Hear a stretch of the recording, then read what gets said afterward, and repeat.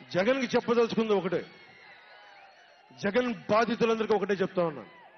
One man's courage makes a majority అంటారు. One man's courage. జగన్కి సంబంధించినంత వరకు పవన్ కళ్యాణ్ అంటే 3 పెళ్లిళ్ళు 2 విడాకులు. అతని దృష్టిలో 4 పెళ్లిళ్ళు అంటాడు. మరి ఆ 4వ పెళ్ళం ఎవరో తెలియదు, జగన్ ఏమో నాకు తెలియదు. మరి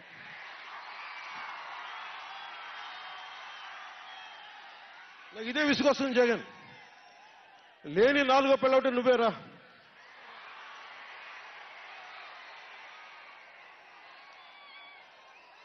నేను ఎప్పుడైనా సరే భారతి గారికి కూడా చెప్తున్నాను, మేడం భారతి గారు, మీరు ఊహించుకోండి, మేము ఎప్పుడన్నా సరే మిమ్మల్ని చాలా గౌరవంగా భారతి గారు, మేడం భారతి గారు అంటాం.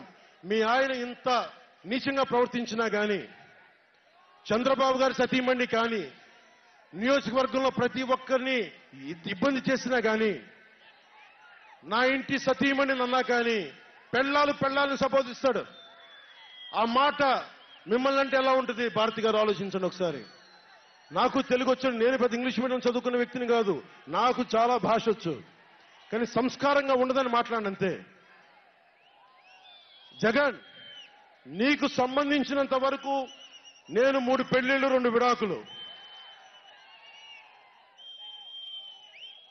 పవన్ కళ్యాణ్ అంటే జగన్ చెప్తున్నా విను. పవన్ కళ్యాణ్ అంటే ఆంధ్రప్రదేశ్ ప్రజల భవిష్యత్తు. పవన్ కళ్యాణ్ అంటే ఈ దేశపు యువత కాలంలో. పవన్ కళ్యాణ్ అంటే కన్నీళ్లు తుడిచే చెయ్య. పవన్ కళ్యాణ్ అంటే అర్ధరాత్రి పరిగెత్తుకుంటా వచ్చి ప్రాణాపాయంలో ఉన్న 108 అంబులెన్స్. పవన్ కళ్యాణ్ అంటే ఆడబిడ్డలకి రక్షణగా ఉండి చేతికి కట్టే రాఖీ. పవన్ కళ్యాణ్ అంటే పెద్దోళ్ల భుజం మీద ఉన్న కండువ, గర్వంతో ఎగిరే జాతీయ జెండా. పవన్ కళ్యాణ్ అంటే పవన్ కళ్యాణ్ అంటే నిన్ను నట్టేటను ముంచే తుఫాన్. గుర్తుపెట్టుకో, నిన్ను అధాపాతాళానికి తొక్కే వామనుడి పాదం పవన్ కళ్యాణ్ అంటే. గుర్తుపెట్టుకో. ఇందాక చెప్పాను కదా, ఒక్కడి one man's courage makes a majority అని. ఒక అర్ధరాత్రి కికారణ్యంలో అడవులు, సింహాలు, పులులు, తోడేళ్లు, గుంటనక్కలు తిరిగే చోట ఒక్కడు వెలిగించిన కాగడ అడవిని జయిస్తుంది. ఒక్కడు వెలిగించే కాగడ అడవిని జయిస్తుంది.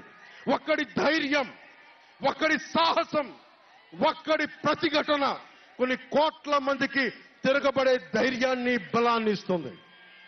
మహాత్మా గాంధీ, అల్లూరి, నేతాజీ, బాబాసాహెబ్ అంబేద్కర్ ఇలాంటి మహానుభావులు ఎందరో స్ఫూర్తిని తీసుకొని వారి అడుగు జాడల్లో నేను ఒక్కడినే 2014లో ఒక గొంతుకెత్తాను, ఒక్క అడుగు ముందుకేశాను, ఒక్క ప్రతిఘటన చేశాను, ఒక్క యుద్ధం మొదలుపెట్టాను. అది 2024కి. అక్కడ దూరంగా ఉన్న వాటి మీద ఎక్కి ఉన్న జన సైనికులు, విదేశాల్లో కూర్చున్న తెలుగు ప్రజలు, ఎక్కడో టీవీల్లో వీక్షిస్తున్న మహిళలు, పెద్దలు, పిన్నలు, ఉద్యోగం మరి ఆపేసి పని పక్కన ఆపేసి టీవీలో కూర్చొని చూస్తున్న ఈ ఉపన్యాసాన్ని చూస్తున్న ఒక సగటు యువకుడు, భవిష్యత్తు ఎలా ఉంటుందని చెప్పి బాధపడే సగటు తల్లి, స్టేజ్ మీద కూర్చున్న, అలాగే టీవీల్లో గ్లోబల్ గా మొత్తం చూస్తున్న ప్రతి ఒక్కరూ, అలాగే ఈ వేదిక పైన స్టేజ్ పైన కూర్చున్న ఒక క్లేమోర్ మైన్ ఆయన వస్తున్న జీపుని అలిపిల్లి ఎగిసి 16 అడుగులు ఎత్తున కొడితే కింద పడి మరి చొక్కా దులుపుకొని పదండి రాజకీయం చేద్దామని చెప్పి 4 దశాబ్దాల నుంచి రాజకీయం చేస్తున్న ఒక రాజకీయ దురంధరుడు చొక్కా దులుపుకొని మరి పదని చూద్దాం ఎవడొస్తాడని.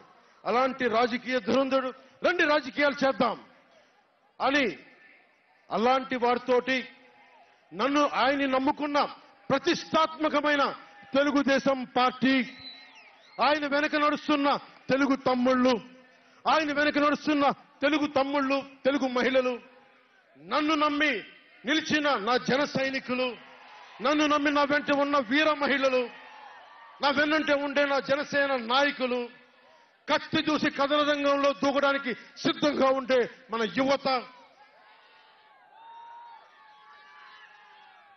వీళ్ళందరూ కూడా ఈ రోజున మనం వచ్చింది, మీరందరూ కూడా గత 5 సంవత్సరాలుగా మీ స్థానాల్లో వేదిక పైన కూర్చున్న పెద్దలు కానీ, ఇటు సైడ్ కూర్చున్న నాయకులు కానీ, మీరు కానీ, టీవీలో వీక్షిస్తున్న ప్రతి ఒక్కరూ మీదైన యుద్ధాలు, మినీ యుద్ధాలు వైసీపీ దుష్ట పాలన మీద చేస్తూనే ఉన్నారు.